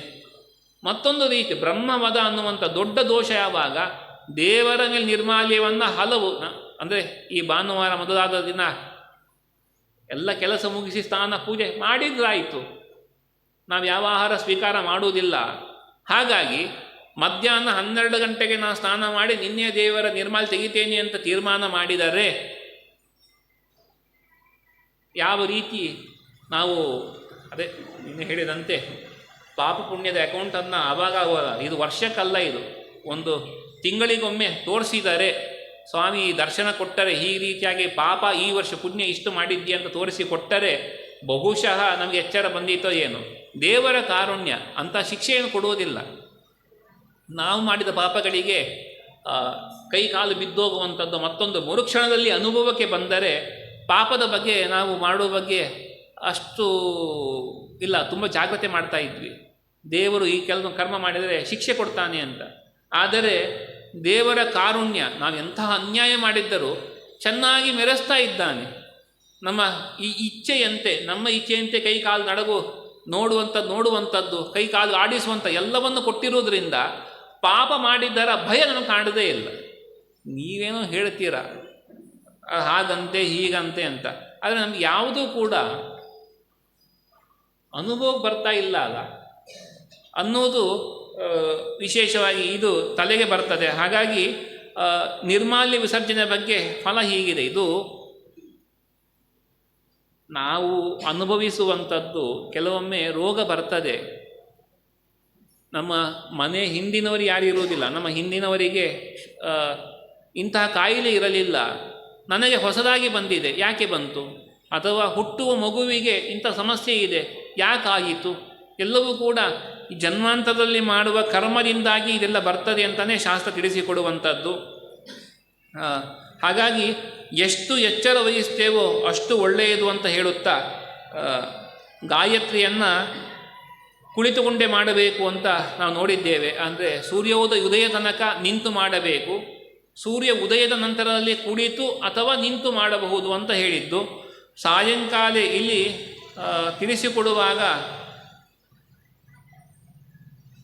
ಸಂಜೆ ಹೊತ್ತಿಗೆ ನಿಂತು ಮಾಡಬಾರದು, ಅಥವಾ ಬೆಳಿಗ್ಗೆ ಕಾಲದಲ್ಲೂ ಕೂಡ ನಮಗೆ ಕುಳಿತು ಮಾಡಲಿಕ್ಕೆ ಆಗೋದಿಲ್ಲ, ನಿಂತು ಮಾಡ್ತೇವೆ ಅಂತಿದ್ದರೆ ಮಂಡಿ ನೋವು ಮತ್ತೊಂದು ಸಮಸ್ಯೆ ಇದ್ದಾಗ ಮಾತ್ರ ನಿಂತು ಮಾಡಬಹುದು. ಬಿಟ್ಟರೆ ಸುಮ್ಮನೆ ನಾವು ಗಾಯತ್ರಿ ಜಪವನ್ನು ನಿಂತು ಮಾಡಲಿಕ್ಕೆ ಅವಕಾಶ ಇಲ್ಲ.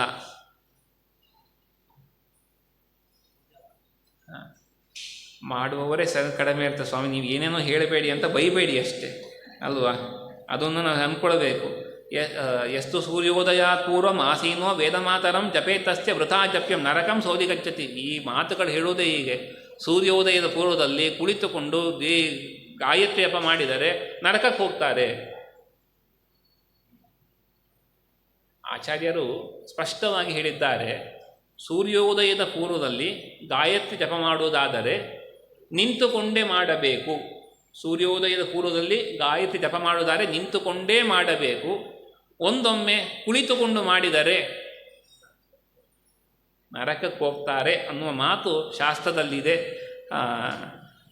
ಇದೆಲ್ಲ ಗಂಡಸರಿಗಿಂತ ಹೆಂಗಸರು ತಿಳ್ಕೊಂಡ್ರೆ ಜಾಸ್ತಿ ಅನುಕೂಲ ಅಲ್ವಾ, ಅವರೇ ಮಾಡಿಸುವಂಥದ್ದು. ಮಕ್ಕಳಿಗೆ ಇದೆಲ್ಲ ನೀವು ಹೇಳಿ, ಹಾಗಾಗಿ ಒಂದಷ್ಟು ವಿಚಾರ ಇದು. ಮತ್ತು ಜಪ ಮಾಡುವಾಗ ನಕ್ ಪ್ರಕ್ರಮನ್, ನಾನು ತಿರುಗಾಟ ಮಾಡ್ತಾ ಜಪ ಮಾಡ್ತೇನೆ. ಒಂದು ಸಲ ಬರ್ತದೆ ಈ ಯಾವಾಗ ಅಂದರೆ ಈ ಸಾಮೂಹಿಕ ಜಪ ಅಂತ ಶುರುವಾದಾಗ, ಶ್ರೀರಾಮ ಜಯ ರಾಮ ಜಯ ಜಯ ರಾಮ ಅಂತ ಜಪ ಎಲ್ಲ ನಾವು ಸಂಕಲ್ಪ ಮಾಡಿದ್ವಿ. ರಾಮ ತಾರಕ ಮಂತ್ರ ಜಪ ಇಷ್ಟು ಮಾಡಿ ಸಂಖ್ಯೆಯಲ್ಲಿ ಮಾಡ್ತೇವೆ. ಆವಾಗ ಏನು ಜಪ ಆದರೂ ಸಾಕು, ನಾವು ಯಾವ್ದು ಮಿಷನ್ ಇಟ್ಕೊಂಡು ತಿರುಗಾಡ್ತಾ ತೊಂದರೆ ಜಪ ಸಂಖ್ಯೆ ಆದರೂ ಸಾಕು. ನಮ್ಮ ಸಮಿತಿಯವರು ಏನೋ ಸಂಕಲ್ಪ ಮಾಡಿದ್ವಿ, ಈಗ ರಾಮತಾರಕ ಜಪ ಇಷ್ಟ, ನಮಗೆಲ್ಲ ಸಂಖ್ಯೆ ಮಾಡಿ ಎಲ್ಲ ಮಾಡಿ ವಾಟ್ಸಪ್ನಲ್ಲಿ ಹಾಕಿದ್ವಿ, ತೊಂದರೆ ಎಲ್ಲ ಮಾಡಿ. ಅಥವಾ ಈ ಚಾತುರ್ಮಾಸದಲ್ಲಿ ವಿಶೇಷವಾಗಿ ಹರೇ ರಾಮ ರಾಮ ರಾಮ ಹರೇ ಹರೇ, ಹರೇ ಕೃಷ್ಣ ಕೃಷ್ಣ ಕೃಷ್ಣ ಹರೇ ಹರೇ, ಈ ಮಂತ್ರ ಜಪ ಮಾಡಬೇಕು ಅಂತ ಇದೆ. ಈ ಜಪ ಮಂತ್ರ ಹರೇ ರಾಮ ಮಂತ್ರ ಏನಿದೆ, ಈ ಮಂತ್ರವನ್ನು ಯಾರು ಬೇಕಾದರೂ ಜಪ ಮಾಡಬಹುದು. ಚಾತುರ್ಮಾಸದಲ್ಲಿ ವಿಶೇಷವಾಗಿ ಮಾಡುವಂಥದ್ದು ದೇವರಿಗೆ ಪ್ರೀತಿ ಆಗ್ತದೆ ಅಂತ ಶಾಸ್ತ್ರದ ಮಾತಿದೆ. ಹಾಗಂತ ನಾನು ಹೇಗೇಗೋ ಇರ್ತೇನೆ, ಅದು ಸಂಖ್ಯೆ ಪ್ರೆಸ್ಟೀಜ್ ಬಂದಾಗ ನಾನು ಇಷ್ಟು ಸಂಖ್ಯೆ, ಅವರು 1,000 ಮಾಡ್ತಾರಂತೆ ದಿನಕ್ಕೆ, ನಾನು 2,000 ಮಾಡ್ತೇನೆ ಎನ್ನುವ ಭಾವನೆ ಬಂದಾಗ, ಆಲೋಚನೆ ಬಂದಾಗ ತಿರುಗಾಡ್ತಾ ಮಾಡುವಂಥದ್ದು. ಮತ್ತು ನಚ ಹಸನ್, ನಗಾಡ್ತಾ ಮಾಡಬಾರ್ದು. ಪಾರ್ಶ್ವಂ ಅವಲೋಕಯನ್, ಆ ಕಡೆ ಈ ಕಡೆ ನೋಡದೆ ಜಪ ಮಾಡಬೇಕು. ಬೆಕ್ ಬಂತು ಮತ್ತೊಂದು ಇರ್ತದಲ್ಲ ನಮ್ಮ ಸಮಸ್ಯೆಗಳು, ಮನೆಯ ವಿಚಾರದಲ್ಲಿ ಇಲ್ಲೆಲ್ಲ ಸಮಸ್ಯೆಗಳಿದ್ದಾಗ ಇದೆಲ್ಲ ಹೇಗೆ ಸಾಧ್ಯ? ನಾಪಾಶ್ರಿತೋ ನ ಜಲ್ಪಂಶ, ಸಿಟ್ಟು ಮಾಡದೆ, ಅಲುಗಾಡದೆ, ನ ಪ್ರಾವೃತ ಶಿರಃ, ಕುತ್ತಿಗೆಯನ್ನು ತಿರುಗಿಸದೆ, ನ ಪಾದಮಾಕ್ರಮ್ಯ, ಇನ್ನು ಪಾದವನ್ನು ಬಿಡಿಸಿ ಮಾಡಿಕೊಂಡು ಆ ರೀತಿಯಾಗಿ ಮಾಡದೆ, ಕೈಯನ್ನು ಕೂಡ ವಿಶೇಷವಾಗಿ ಚಲನೆ ಮಾಡದೆ ಜಪ ಮಾಡಬೇಕು ಅಂತ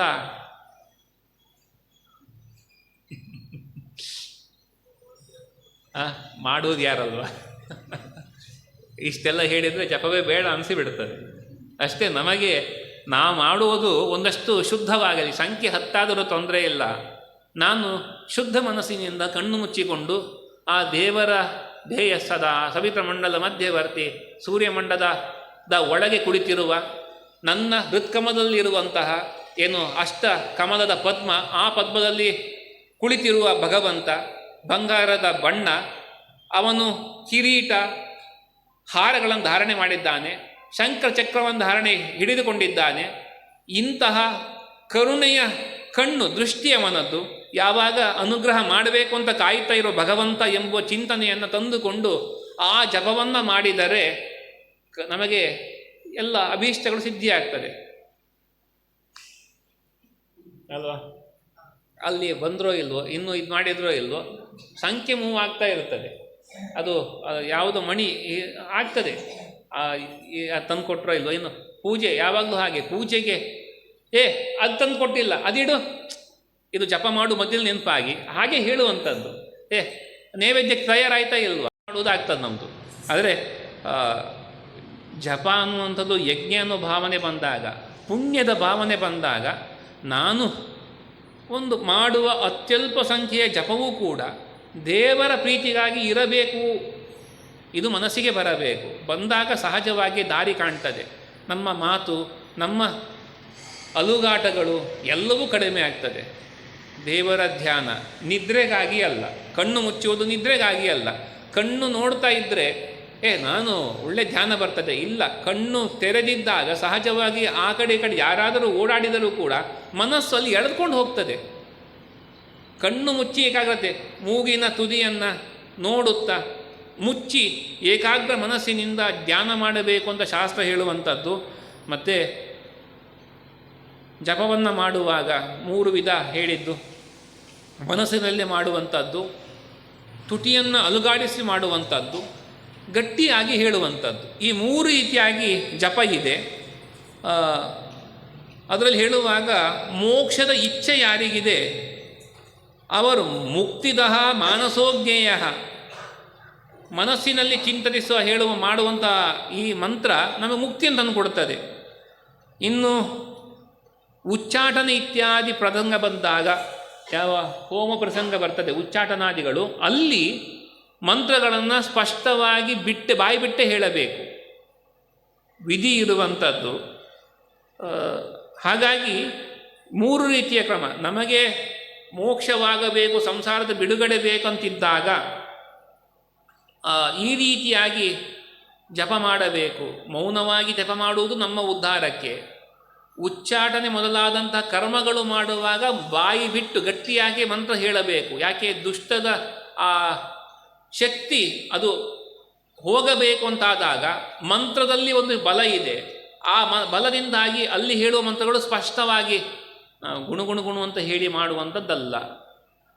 ನಮಗೆ ಮಂತ್ರದ ಬಗ್ಗೆ ದಾರ್ಢ್ಯತೆ ಇಲ್ಲದಿದ್ದಾಗ ಈ ಪ್ರಸಂಗ ನಡೀತದೆ. ನಾನು ಹೇಳಿದರೆ ಕೇಳಿಸ್ಕೊಂಡವರು ತಪ್ಪು ಕಂಡು ಹಿಡಿತಾರೆ ಅಂತಾದಾಗ ಗುಣಗುಣ ಮಂತ್ರ ಹೇಳಿ ಪೌರೋಹಿತ್ಯ ಮಾಡೋದು ನಾವು ನೋಡ್ತೇವೆ. ಸ್ಪಷ್ಟವಾಗಿ ಮಂತ್ರ ಉಚ್ಚಾರಣೆ ಮಾಡಬೇಕು. ಇಂಥ ಸಂದರ್ಭದಲ್ಲಿ ಜಪ ಮಾಡುವಾಗ ನಮಗೆ ವಿಧಿಸಿರುವಾಗ ಮೌನವಾಗಿಯೇ ಮಾಡುವಂಥದ್ದು. ಇಲ್ಲ ನಿದ್ರೆ ಬರ್ತದೆ ನಮ್ಗೆ ಜಾಸ್ತಿ ಅಂತ ಅದೇ ತುಟಿಯನ್ನು ಅಲುಗಾಡಿಸ್ತಾ ಕೊನೆ ಪಕ್ಷ ಅಷ್ಟಾದರೂ ಮಾಡಬೇಕು ಅಂತ ಹೇಳುತ್ತಾ ಜಪ ಕೈ ಬೆರಳಲ್ಲಿ ಪರ್ವಗಳ ಲೆಕ್ಕಾಚಾರ ಅಂತ, ಅನಾಮಿಕ ಈ ಮೇರು ಪರ್ವದ ಚಿಂತನೆ, ಪ್ರದಕ್ಷಿಣೆ ಬರುವಂಥದ್ದು, ಈ ರೀತಿಯಾಗಿ ಇರುವಂಥದ್ದು. ಕೃತ್ವ ಉತ್ತಾನೋ ಕರೋ ಪ್ರಾತಃ, ಬೆಳಗಿನ ಕಾಲದಲ್ಲಿ ಕೈ ಮೇಲೆ ಮಾಡಿಕೊಂಡು ಮಾಡಬೇಕಂತೆ. ಸಾಯಂ ಅಧೋಮುಖ, ಸಂಧ್ಯೆ ಕಾಲದಲ್ಲಿ ಮುಖ ಮಾಡಿಕೊಂಡು, ನೀವು ನೋಡಿರ್ಬೋದು ಜಪ ಮಾಡುವವರು ಹೀಗೆ ಮುಖಕ್ಕೆ ಬೆರಳು ಅಡ್ಡ ಹಿಡಿದು ಜಪ ಸಂಜೆ ಕಾಲದಲ್ಲಿ ಮಾಡುವುದಿದೆ. ಮಾಧ್ಯಾಹ್ನಿಕ ನಮ್ಮಲ್ಲಿ ಇಲ್ಲ ಅಲ್ಲ, ಏನು ಪ್ರಯೋಜನ ಇಲ್ಲ ಇಲ್ಲ ಹಾಗಾಗಿ ಹೋಗಿದೆ. ಸಂಜೆ ಬೆಳಿಗ್ಗೆ ಮಾಡುವಾಗ ಕಮಲದ ಹೂ ಮೇಲ್ಮುಖವಾಗಿದೆ ಈ ಚಿಂತನೆ, ಸಂಜೆಗೆ ಅದು ಸೂರ್ಯ ಅಸ್ತ ಆಗುವಾಗ ಹೇಗೆ ಕೆಳಮುಖವಾಗ್ತದೆ ಆ ರೀತಿಯಾಗಿ ಕರ ಹಿಡಿದುಕೊಂಡು ಸಂಜೆ ಮಾಡಬೇಕು ಅಂತ ವಿಶೇಷವಾಗಿ ತಿಳಿಸುತ್ತಾ, ಪರ್ವಗಳ ಲೆಕ್ಕಾಚಾರವ ವರೇಣ್ಯ, ತರ್ಜನಿ, ಮಧ್ಯಮ, ಅನಾಮಿಕ ಬೆರಳಿನ ಕೆಳಗಿನಿಂದ ಒಂದು ಸುತ್ತು ಬರುವಂಥದ್ದು. ಅನಾಮಿಕ ಬೆರಳಿನ ಕೆಳಭಾಗ ಇಲ್ಲಿ 1, ಈ ಕನಿಷ್ಠ ಕಿರುಬೆರಳು 3, ಮತ್ತೆ 1, 4 ಹೀಗೆ ಬಂದು ಪ್ರದಕ್ಷಿಣೆ ಮಧ್ಯದ ಕೆಳಭಾಗ ಬಂದಾಗ 1 ಪ್ರದಕ್ಷಿಣೆ ಆಗ್ತದೆ. ಆರಂಭ ಇಲ್ಲಿನಿಂದ ಅನಾಮಿಕ ಈ ಉಂಗುರ ಬೆರಳಿನಿಂದ ಆರಂಭ 1 ಕ್ರಮ, ಅಥವಾ ಮಧ್ಯದ ಈ ಅಂದರೆ ಮಧ್ಯದ ಬೆರಳಿಗೆ 2 ಬಿಟ್ಟು ಉಂಗುರ ಬೆರಳಿನ 2 ಭಾಗ ಪರ್ವದಿಂದ ಲೆಕ್ಕವನ್ನು ಆರಂಭಿಸಿ ಪ್ರದಕ್ಷಿಣಾಕಾರವಾಗಿ ಮಾಡುವುದು ಮತ್ತೊಂದು ಕ್ರಮ. ಅರ್ಥ ಆಗ್ತಾ ಇದೆಯಾ? ಇಲ್ಲ, ಭಾಷೆ ನನಗೆ ಹೇಳಲಿಕ್ಕೆ ಗೊತ್ತಾಗ್ತಾ ಇಲ್ಲ. ಪರ್ವ ಲೆಕ್ಕಾಚಾರ ಜಪ ಮಾಡುವಾಗ ಉಂಗುರ ಬೆರಳ ಕೆಳಗಿನ ಭಾಗದಿಂದ ಆರಂಭ 1, ಕನಿಷ್ಠ ಬೆರಳು 3, 4 ಆಯಿತು. ಮತ್ತೆ ಉಂಗುರ ಬೆರಳ ಮೇಲಿನ 1, ಮಧ್ಯದ ಬೆರಳಿನ ಮೇಲ್ಭಾಗ ಈ 3 ಆದಾಗ 10 ಆಯಿತು ಸಂಖ್ಯೆ. ಲೆಕ್ಕಾಚಾರ ಹೀಗೆ, ಒಂದು ಪ್ರದಕ್ಷಿಣೆ, ಮಧ್ಯದಲ್ಲಿ ಮೇರು ಪರ್ವತ ಇರುವಂಥದ್ದು, ಅದಕ್ಕೆ ಪ್ರದಕ್ಷಿಣೆ ಬರುವ ಸಂಕಲ್ಪ ಹೀಗೆ ಅಂತ. ಮತ್ತು ಮಣಿ ಸಂಖ್ಯೆಯನ್ನು ಹೇಳುವಾಗ ಅಷ್ಟೋತ್ತರ ಮಾಲಾ ಉತ್ತಮ ಜಪಕರ್ಮಣಿ, 108 ಸಂಖ್ಯೆಯ ಜಪಮಾಲೆಯನ್ನು ಜಪಕ್ಕೆ ಬಳಸಿಕೊಳ್ಳಬೇಕು ಅಂತ ಶಾಸ್ತ್ರಕಾರರು ಹೇಳಿಕೊಡ್ತಾರೆ. ನಾವು ಧಾರಣೆ ಮಾಡಿದ ಸರವನ್ನು ತೆಗೆದು ಜಪ ಮಾಡಬಾರದು. ಜಪಕ್ಕೆ ಪ್ರತ್ಯೇಕ ಜಪಮಣಿ ಇಲ್ಲ. ಕೆಲವೊಮ್ಮೆ ನಾವು ಈಗ ಹಾಕ್ಕೊಂಡಿದ್ದೇವೆ ತೆಗೆದು ಮತ್ತೆ ಹಾಕೊಳ್ಳುವಂಥದ್ದು ಇಲ್ಲ. ನಮ್ಮ ದೇಹದ ಬೆವರು ಇತ್ಯಾದಿಗಳು ಅದು ಸೇರಿರುವುದರಿಂದ ಅದು ಜಪಕ್ಕೆ ಶುದ್ಧವಾದದ್ದಲ್ಲ. ಹಾಗಾಗಿ ಜಪಕ್ಕೆ ಪ್ರತ್ಯೇಕವಾದ ಮಣಿಸರ, ಅದು ಕೂಡ ಅಷ್ಟೋತ್ತರ ಶತಮಾಲ ಉತ್ತಮ ಜಪಕರ್ಮಣಿ. ಚತುಃಪಂಚಾಶತ ಅಂದರೆ 54 ಮಣಿಯ ಸಂಖ್ಯೆ ಏನಿದೆ, ತತ್ರ ಮಧ್ಯಮ ಸಹ ಪ್ರಕೀರ್ತಿತ. 54 ಮಣಿಯ ಜಪಮಣಿ ಇಟ್ಕೊಳ್ತೇವೆ ಅಂತ ಆದರೆ ಅದು ಮಧ್ಯಮ. ಅಧಮ ಪ್ರೋಚತೆ ತತ್ರ ಮಾಲಾ 32 ಸಂಭವ, 32 ಮಣಿಗಳಿರುವ ಮಾಲೆಯನ್ನು ಜಪಕ್ಕೆ ಬಳಸಿಕೊಡೋದು ಅದು ಅಧಮ ಅಂತ. ಈ ರೀತಿಯಾಗಿ ಸಂಖ್ಯೆಯನ್ನು ಕೂಡ ವಿಶೇಷವಾಗಿ ಹೇಳುತ್ತಾ ಮಾಡಬೇಕು ಅಂತ. ಯಾವಾಗಲೂ ವಾಮೇನ ನ ಸ್ಪೃಶೇತ್ ಮಾಲಂ ಕರೇಣ ಬ್ರಹ್ಮಣ ಕ್ವಚಿತ್, ಎಡಗೈಯಿಂದ ಮಾಲೆಯನ್ನು ಹಿಡಿಯಬಾರದು, ಸ್ಪರ್ಶ ಮಾಡಬಾರದು. ಬಲಗೈಯಿಂದಲೇ ಕರೆ ಕಂಠೆ ತಥಾಂಗುಷ್ಟೆ ಧಾರಯೆ ನ ಕದಾಚನ, ನಾವು ಹಾಕಿಕೊಂಡಂದು ಈ ಮಾಲೆಗಳು ಜಪಕ್ಕೆ ಯೋಗ್ಯವಲ್ಲ ಅಂತ ಹೇಳುತ್ತಾ ಅನ್ಯಮಂತ್ರಾಣಿ ನ ಜಪೇತ್ ಅನಯಾ ಚಾಕ್ಷ್ಯಮಾಲಯ, ಬೇರೆ ಮಂತ್ರಗಳನ್ನು ದೇವರ ಸಂಬಂಧಪಟ್ಟ ಮಂತ್ರವನ್ನು ಬಿಟ್ಟು ಬೇರೆ ಯಜ್ಞ ಮಾಡುವುದಾದರೆ, ಜಪ ಮಾಡುವುದಾದರೆ ಅದಕ್ಕೆ ಬೇರೆ ಮಂತ್ರಗಳ ಮಣಿಸರವನ್ನು ಇಟ್ಟುಕೊಳ್ಳಬೇಕು. ಎಲ್ಲದಕ್ಕೂ ಅಂದರೆ ನೀಚವಾದ ದೇವತೆಗಳ ಉಪಾಸನೆ ಇದ್ದಾಗ ಅದನ್ನು ತುಳಸಿ ಮಣಿಯಲ್ಲಿ ಮಾಡಬಾರದು ಅನ್ನುವ ಹೇಳುತ್ತಾ ಬ್ರಹ್ಮಯಜ್ಞ ಮಾಡಬೇಕು. ದೇವಾದೀನ್ ತರ್ಪಯೇತಂತ ಸದಾಚಾರ ಸ್ಮೃತಿಯಲ್ಲಿದೆ. ಬ್ರಹ್ಮಯಜ್ಞ ಮಾಡಬೇಕು ಅಂತ ಅದನ್ನು ಕೊಟ್ಟಿದ್ದಾರೆ, ಪುಸ್ತಕದಲ್ಲಿ ಚೆನ್ನಾಗಿ ಕೊಟ್ಟಿದ್ದಾರೆ. ನಾವೆಲ್ಲ ಮಾಡುವವರಲ್ಲ, ಮಾಡಬೇಕು, ಕರ್ತವ್ಯ. ಅಂದರೆ ನಾವೆಲ್ಲ ಉಪಕೃತರಾಗಿದ್ದೇವೆ. ಒಂದೊಂದು ವೇದ, ಋಗ್ವೇದ, ಯಜುರ್ವೇದ, ಸಾಮವೇದ, ಅಥರ್ವಣ ವೇದಗಳು ಎಲ್ಲದರ ಸಂಗ್ರಹ ಮಾಡಿ ಬ್ರಹ್ಮಯಜ್ಞದಲ್ಲಿರುವಂಥದ್ದು. ತರ್ಪಣ ಹೇಗೆ ಕೊಡಬೇಕು ಎಂಬ ವಿಚಾರ ಎಲ್ಲವೂ ಅದರಲ್ಲಿದೆ. ದೇವತರ್ಪಣ, ಋಷಿ ತರ್ಪಣ, ಪಿತೃತರ್ಪಣ, ಇದೆಲ್ಲವನ್ನು ಅಧಿಕಾರ ಇರು ಪಿತೃತರ್ಪಣ ಕೊಡಬೇಕು. ಇಲ್ಲದಿದ್ದವರು ಕೂಡ ಬ್ರಹ್ಮಯಜ್ಞ ಮಾಡಲೇಬೇಕು ಎಂಬ ವಿಧಿ ಇದೆ. ದೇವರ ಪೂಜೆ ಆದ ಮೇಲೆ ವಿಶೇಷವಾಗಿ ತರ್ಪಣಾದಿಗಳನ್ನು ಮಾಡಬೇಕು ಅಂತ ವಿಧಿ ಇರುವಂಥದ್ದು. ಯಮತರ್ಪಣ ಎಲ್ಲರೂ ಕೊಡಬೇಕು ಎನ್ನುವುದೆಲ್ಲ ವಿಶೇಷವಾಗಿ ಹೇಳುತ್ತಾ ತರ್ಪಣ ಎಲ್ಲಿ ಕೊಡಬೇಕು 62ನೇ ಪೇಜು. ವಿಪ್ರಸ್ಯ ದಕ್ಷಿಣೇ ಪಾಣು ಮೂಲೇಂಗುಶ್ಚಸ್ಯ ನಿತ್ಯಶಃ ಸ್ಯಾದ್ ಬ್ರಹ್ಮತೀರ್ಥಂ ಮಧ್ಯೆ ಚಾಜ್ಞೇಯಾದ್ಯ ಅಘನಾಶನಂ ಮಧ್ಯೆ ತ್ವಂಗುಷ್ಟ ತರ್ಜನ್ಯೋ ಪ್ರೈತ್ರಂ ತೀರ್ಥಂ ದ್ವಿಜಸ್ಯತು ಆರ್ಷಂ ಕನಿಷ್ಠಕಾ ಮೂಲೆ ಕಾಯಂ ಅಗ್ರಾಂಗುಲೀಶು ವೈ. ಬ್ರಾಹ್ಮಣನ ಬಲಗೈಯ ಹೆಬ್ಬರಳ ಬುಡಭಾಗದಲ್ಲಿ ಬ್ರಹ್ಮತೀರ್ಥವಿದೆ.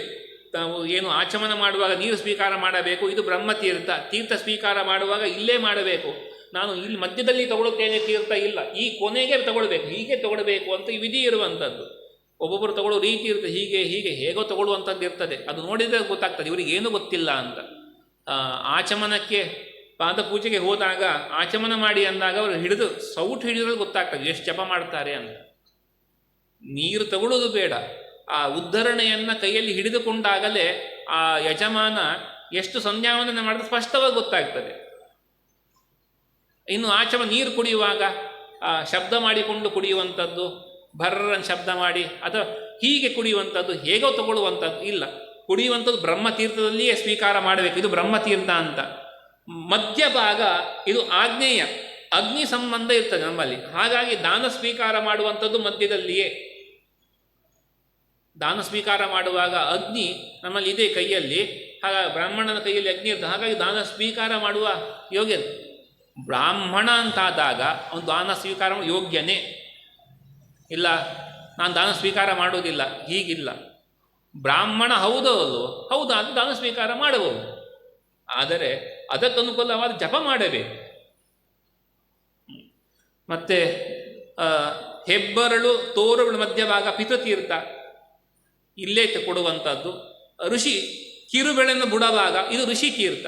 ತರ್ಪಣ ಕೊಡುವಾಗ ಋಷಿತೀರ್ಥ ಆಗುವಾಗ ಈ ಕಡೆಯಲ್ಲಿ ಕನಿಷ್ಠ ಅಂದರೆ ಕಿರುಬೆಳೆ ಕೆಳಗಿಂದ ಕೊಡುವಂಥದ್ದು. ಪಿತೃತೀರ್ಥ ಆಗುವಾಗ ಹೀಗೆ, ಇದು ಗೊತ್ತಲ್ವ ಹೇಳುವಾಗ ಏನು ಶ್ರಾದ್ದ ಅಂತ ಹೀಗೆ ಮಾಡ್ತೇವೆ ಸನ್ನೆ, ಈ ಭಾಗದಲ್ಲೇ ಕೊಡಬೇಕು ಅಂತ ವಿಧಿ ಇರುವಂಥದ್ದು.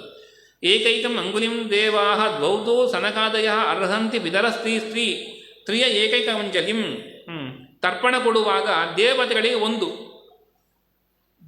ಕೇಶವಂ ತರ್ಪಯಾಮಿ ಅಥವಾ ದೇವತೆಗಳು ಇಂದ್ರಂ ತರ್ಪಯಾಮಿ ಒಮ್ಮೆ ಕೊಡುವಂಥದ್ದು. ಅದೇ ಸನಕಾದಿ ಋಷಿಗಳ ಹೆಸರು ಹೇಳುವ ಋಷಿ ನಮಗೆ ಋಷಿಋಣ ಇದೆ ಅವರಿಗೆ ಕೊಡುವಾಗ 2 ಸಲ ಕೊಡುವಂಥದ್ದು. ಸನಕಾದಿ ಋಷಿಂ ತರ್ಪಯಾಮಿ 2 ಸಲ ಹೇಳುವಂಥದ್ದು. ಪಿತೃಗಳಿಗಾಗುವಾಗ 3 ಬಾರಿ ತರ್ಪಣವನ್ನು ಕೊಡಬೇಕು ಅಂತ ವಿಧಿ ಇದೆ ಅನ್ನೋದನ್ನು ತಿಳಿಸಿಕೊಡುತ್ತಾ ಇನ್ನು ಗಾಯತ್ರ್ಯಾ ತ್ರಿಗುಣಂ ವಿಷ್ಣುಂ ಧ್ಯಾಯನ್ ಅಷ್ಟಾಕ್ಷರಂ ಜಪೇತ್. ಗಾಯತ್ರಿ ಎಷ್ಟು ಸಂಖ್ಯೆ ಜಪ ಮಾಡ್ತೇವೋ ಅದರ 3 ಪಟ್ಟು ನಾರಾಯಣ ಅಷ್ಟಾಕ್ಷರ ಜಪ ಮಾಡಬೇಕು ಅಂತಿದೆ. ನಮ್ಮ ಈ ಪ್ರಾಂತ್ಯದಲ್ಲಿ ಮತ್ತೊಂದು ಮಾತು ಇದೆ, ಗಾಯತ್ರಿಯ 5 ಪಟ್ಟು ಶಿವಪಂಚಾಕ್ಷರಿ ಮಾಡಬೇಕು ಅಂತ. ಅದಕ್ಕೆಲ್ಲೂ ಅಷ್ಟು ಪ್ರಮಾಣ ಇಲ್ಲ. ಆದರೆ ಜಪಿಸಿದ ಗಾಯತ್ರಿಯ ಮಂತ್ರದ 3 ಪಟ್ಟು ನಾರಾಯಣ ಅಷ್ಟಾಕ್ಷರ ಮಾಡಬೇಕು ಅಂತ ಇದು ಆಚಾರ್ಯರು ಸ್ಪಷ್ಟವಾಗಿ ಹೇಳಿರುವಂಥದ್ದು. ಹಾಗಾಗಿ ನಾನೀಗ 12 ಸಂಖ್ಯೆಯಲ್ಲಿ ಗಾಯತ್ರಿ ಮಾಡಿದರೆ 36 ಸಂಖ್ಯೆ ನಾರಾಯಣ ಅಷ್ಟಾಕ್ಷರ ಮಾಡಲೇಬೇಕು. 108 ಸಂಖ್ಯೆಯಲ್ಲಿ ಮಾಡಿದರೆ 324 ಸಂಖ್ಯೆ ಅಷ್ಟಾಕ್ಷರ ಮಂತ್ರ ಓಂ ಓಂ ನಮೋ ನಾರಾಯಣಾಯ ಓಂ ಇದು ಮಾಡಲೇಬೇಕು, ವಿಧಿ ಇದೆ. ಪಂಚಾಕ್ಷರ ಮಂತ್ರ ಶಿವಪಂಚಾಕ್ಷರಿ ನಮಃ ಶಿವಾಯ ಈ ಮಂತ್ರವನ್ನು ಸಕಲ ವೈಷ್ಣವರು ಕೂಡ ಮಾಡಬೇಕು. ಯಾಕೆ ಅವರ ಅನುಗ್ರಹ ಇದ್ದಾಗ ಮಾತ್ರ ಮನೋನಿಗ್ರಹ ಸಾಧ್ಯ. ಆ ದೃಷ್ಟಿಯಲ್ಲಿ ಶಿವಪಂಚಾಕ್ಷರಿ ಮಂತ್ರ ಜಪವನ್ನು ನಾವು ಮಾಡಲೇಬೇಕು. ಎಲ್ಲ ಕರ್ತವ್ಯ ತಿಳಿದು ಜಪವನ್ನು ಮಾಡೋಣ. ವಿಶೇಷವಾಗಿ ಆಚಾರ್ಯ ತಿಳಿಸಿರುವಂಥದ್ದು ಗಾಯತ್ರಿಯ 3 ಪಟ್ಟು ನಾರಾಯಣ ಅಷ್ಟಾಕ್ಷರ. ಇದು ನಮ್ಮ ಹಿಂದಿಂದ ಬಂದಿದೆ. ಆದರೆ ಕೆಲವು ಕಡೆ ಏನಾಗ್ತದೆ ಅಂದರೆ ನಮಗೆ ನಾರಾಯಣ ಅಷ್ಟಾಕ್ಷರ ಉಪದೇಶವೂ ಕೊಟ್ಟಿಲ್ಲ ಅನ್ನುವರ ಸಂಖ್ಯೆಯೂ ಇದೆ. ಗಾಯತ್ರಿ ಉಪದೇಶ ಉಪನಯನದಲ್ಲಿ ತಂದೆ ಕೊಟ್ಟದ್ದು ಕೇಳಿದ್ದೇವೆ, ಆಯಿತು, ಅಷ್ಟಾಕ್ಷರ ಗೊತ್ತೇ ಇಲ್ಲ ಅನ್ನುವವರು ಇದ್ದಾರೆ. ಆದರೆ ಗಾಯತ್ರಿಯ ಜೊತೆಗೆ ಮಾಡ್ತೀವಿ, ಗಾಯತ್ರಿ ಮಾಡಿದ್ವಿ, ಗಾಯತ್ರಿ ಜಪ ಆಯಿತು, ಅದರ 3 ಪಟ್ಟು ಅಷ್ಟಾಕ್ಷರ ಮಂತ್ರವನ್ನು ಜಪ ಅಂದರೆ ಸುಮ್ಮನೆ ಮಾಡುವಂಥದ್ದಲ್ಲ. ನಾವು ಅದಕ್ಕೆ ಪ್ರಾಣಾಯಾಮ ಯಾವ ಮಂತ್ರ ಜಪ ಮಾಡ್ತೇವೋ ಆ ಮಂತ್ರದಿಂದ ಪ್ರಾಣಾಯಾಮವನ್ನು ಮಾಡಿ ಋಷಿ ಛಂದಸ್ಸು ದೇವತಾ ಧ್ಯಾನವನ್ನು ಹೇಳಿಕೊಳ್ಳುತ್ತಾ ಅಂಗನ್ಯಾಸಗಳನ್ನು ಮಾಡಿ ಇಲ್ಲ ಕರನ್ಯಾಸವನ್ನು ಮಾಡಿಕೊಂಡು ಧ್ಯಾನವನ್ನು ಹೇಳಿ ಆಮೇಲೆ ಇಂತಹ ಭಾರತೀಯ ಮುಖ್ಯ ಪ್ರಾಣಾಂತರ್ಗತ ಲಕ್ಷ್ಮೀನಾರಾಯಣ ಪ್ರೇರಣೆಯ ಲಕ್ಷ್ಮೀನಾರಾಯಣ ಪ್ರೀತ್ಯರ್ಥಂ ನಾರಾಯಣ ಅಷ್ಟಾಕ್ಷರ ಮಂತ್ರ ಜಪ ತರ್ಪಣಂ ಕರಿಷ್ಯೆ ಅಂತ ಸಂಕಲ್ಪ ಮಾಡಿದ ಮೇಲೆ ಎಷ್ಟು ಜಪದಲ್ಲಿ 300 ಮಾಡಿದರೆ 30 ಸಂಖ್ಯೆಯಲ್ಲಿ ತರ್ಪಣ ನಾರಾಯಣಾಯ ನಮಃ ಓಂ ನಾರಾಯಣಂ ತರ್ಪಯಾಮಿ ಎಂಬ ತರ್ಪಣವನ್ನು ಕೊಟ್ಟು ಪುನಃ ಧ್ಯಾನ ಹೇಳಿ ಅಂಗನ್ಯಾಸಗಳನ್ನು ಮಾಡಿ ಋಷಿ ಛಂದಸ್ಸನ್ನು ಹೇಳಿ ಪ್ರಾಣಾಯಾಮ ಮಾಡಿ ಅನೇನ ನಾರಾಯಣ ಅಷ್ಟಾಕ್ಷರ ಮಂತ್ರ ಜಪದರ್ಪಣ ಕರಣೇನ ಮಧ್ವಾಂತರ್ಗತ ಗೋಪಾಲಕೃಷ್ಣ ಪ್ರಿಯತಾಂ ಎನ್ನುವುದಾಗಿ ಕೃಷ್ಣಾರ್ಪಣೆ ಬಿಟ್ಟಾಗ ಆ ಮಂತ್ರ ಜಪ ಮಾಡಿದಂತಾಯಿತು. ಇಲ್ಲ, ನಮ್ಮ ಮಗ ಗಾಯತ್ರಿ ಮಾಡ್ಕೊಳ್ತಾನೆ, ಯಾವಾಗ ಸ್ನಾನ ಮಾಡಿ ಬಂದ ನಾನು ಸ್ನಾನ ಮಾಡಿ ಹೊರಬರುವಾಗ ಜಪ ಮಾಡ್ತೇನೆ. ನಮ್ಮ ಹೇಳಿ ಇಲ್ಲ ನಾನು ಗಾಯತ್ರಿ ಏನು ಮಾಡುವುದು, ಪೂಜೆ ಮಾಡ್ತೇನೆ. ಏನು ಪೂಜೆ? ಊದ್ಬತ್ತಿಯನ್ನು ಹಚ್ಚಿ ಪೂಜೆ ಮಾಡಿದಂತೆ ಇದು ಇದೆ. ಕರ್ಪೂರವನ್ನು ಹಚ್ಚಿ ಅವ್ರು ಪೂಜೆ ಮಾಡ್ತಾರೆ. ಏನು ಮಾಡ್ತಾರೆ ಏನೂ ಗೊತ್ತಿಲ್ಲ. ಕರ್ಪೂರವನ್ನು ಹಚ್ಚಿ ಆರತಿ ಹೀಗೆ ತಿರುಗಿಸಿದರೆ ಪೂಜೆ ಆಯಿತು. ಇಲ್ಲ, ಕ್ರಮ ಪ್ರಕಾರವಾಗಿ ಷೋಡಶ ಉಪಚಾರಗಳನ್ನು ಸಂಕಲ್ಪ ಅದು ಅತಿ ಸಂಕ್ಷಿಪ್ತವಾದದ್ದು ತೊಂದರೆ ಇಲ್ಲ. ಅರ್ಘ್ಯ ಪಾದ್ಯ ಏನೊಂದು ಕೊಡಲಿಕ್ಕಿದೆ, ಕೈಗೆ ದೇವರಿಗೆ ನೀರು ಕೊಟ್ವಿ, ಕಾಲಿಗೆ ಕೊಟ್ವಿ, ಆಚಮನ ಆಯಿತು, ಸ್ನಾನ ಆಯಿತು, ವಸ್ತ್ರ ಸಮರ್ಪಣೆ ಮಾಡಿದ್ವಿ, ಗಂಧ ಅಲಂಕಾರ ಮಾಡಿದ್ವಿ, ನೈವೇದ್ಯ ಸಮರ್ಪಣೆ, ಒಂದೊಂದು ಸೌಟು ನೀರು. ಭಗವಂತನ ಕಾರುಣ್ಯ ದೊಡ್ಡದು. ಒಂದು ಸೌಟು ನೀರು ಹಿಡ್ಕೊಂಡು ನಾವೆಲ್ಲ ಮುಗಿಸ್ತೇವೆ. ಅದು ಪೂಜೆ ಮಾಡುವವರಿಗೆ ಗೊತ್ತಿರ್ತದಲ್ವ. ನಾವು ಅರ್ಘ್ಯಂ ಸಮರ್ಪಣೆ ಪಾದ್ಯ ಆಚಮನ ಅಂತ ಒಂದು ಸೌಟು ನೀರಿನಲ್ಲಿ ಎಲ್ಲವೂ ಮುಗಿಯಿತು. ಅದೇ ನಮಗಾದರೆ ನೈವೇದ್ಯವೂ ಒಂದೇ ಸೌಟು ನೀರು ದೇವರಿಗೆ.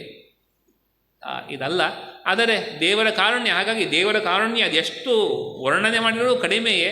ಇಷ್ಟೆಲ್ಲ ಕೊಟ್ಟಿದ್ದಾನೆ, ಈ ಭಾಗ್ಯ ಕೊಟ್ಟಿದ್ದಾನೆ, ಮತ್ತೆ ಮತ್ತೆ ಸಜ್ಜನರ ಸಂಘ ಸೇರುವಂತಹ ಈ ಭಾಗ್ಯ ಎಲ್ಲವನ್ನ ಕಾರುಣ್ಯ.